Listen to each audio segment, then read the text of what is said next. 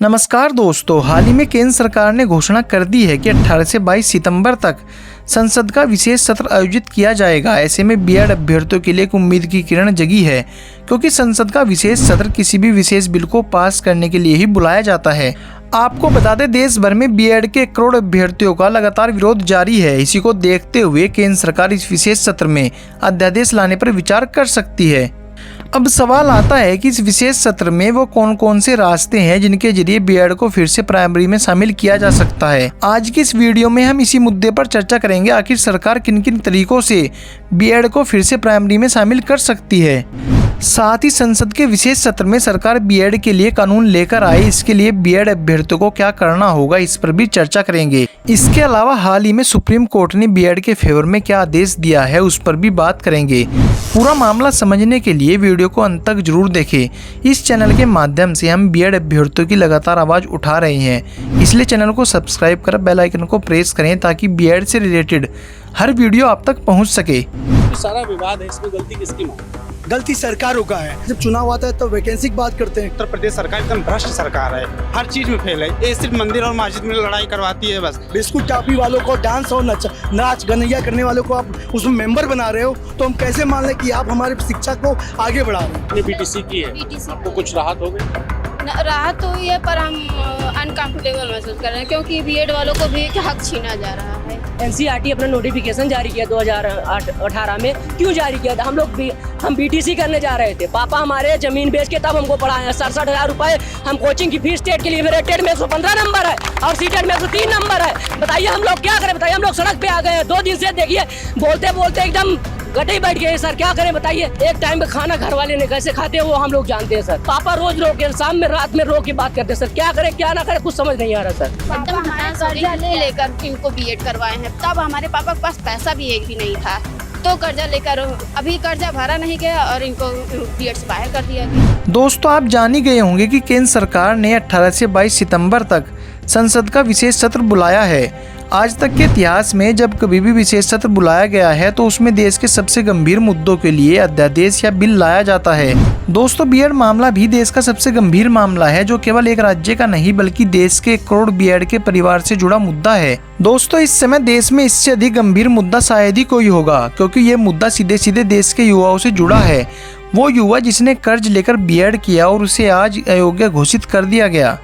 आइए समझते हैं विशेष सत्र में सरकार किन किन तरीकों से बीएड को प्राइमरी में शामिल कर सकती है। पहला रास्ता है अध्यादेश लाकर। आपको बता दें, संविधान के अनुच्छेद 123 के जरिए राष्ट्रपति द्वारा अध्यादेश लाया जाता है। अध्यादेश उस स्थिति में ही लाया जाता है जब कोई ऐसा गंभीर विषय हो जिस पर तत्काल कानून बनाने की जरूरत हो।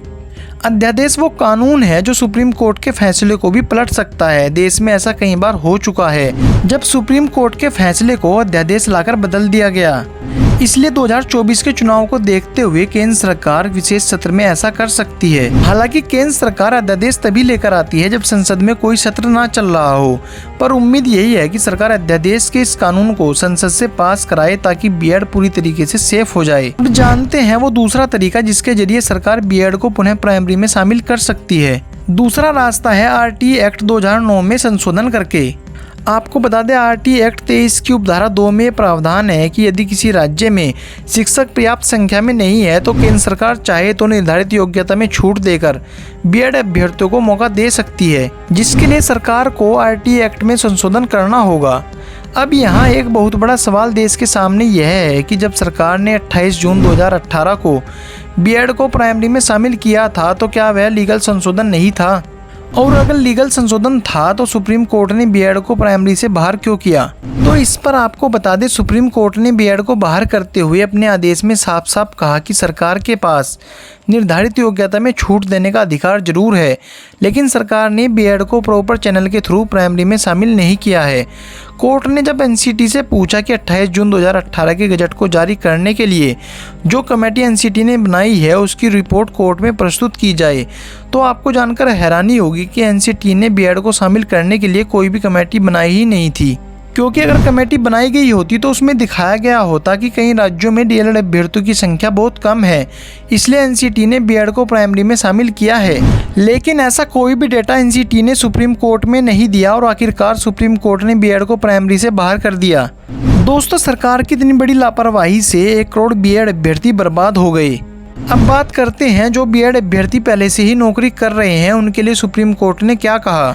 सुप्रीम कोर्ट ने हाल ही में अपने कई आदेशों में कहा है कि जो लोग 11 अगस्त 2023 के आदेश से पहले नौकरी में हैं उनको डिस्टर्ब नहीं किया जाएगा। कोर्ट ने आगे कहा कि उत्तर प्रदेश और बिहार से हमारे पास ऐसी कई याचिकाएं आई थी जिनमें पहले से ही नौकरी कर रहे बीएड अभ्यर्थियों को बाहर करने की मांग की गई थी, लेकिन कोर्ट ने 11 अगस्त 2023 से पहले सभी भर्तियों पर रोक लगाने से मना कर दिया।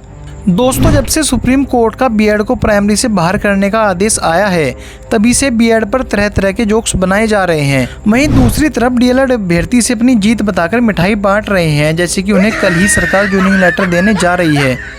पर इतिहास गवाह है कि आज तक कोई भी बड़ी भर्ती बीएड अभ्यर्थियों के बिना नहीं की गई।